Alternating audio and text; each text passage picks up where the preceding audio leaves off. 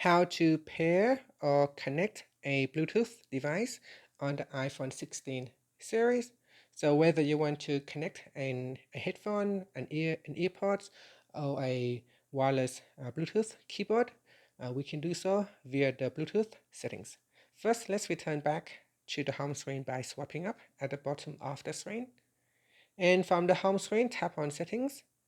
Then in the settings page, we scroll down and tap on Bluetooth in here. Make sure you turn on Bluetooth already.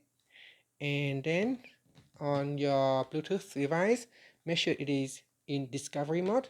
So to do that on the Beats headphone here, what I can do is I can press and hold on this round button here.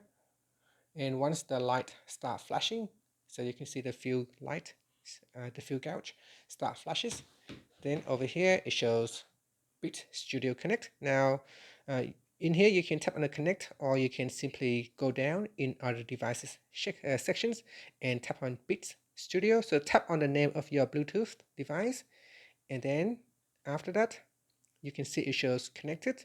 After that, you can tap on the information button to view details about that particular device.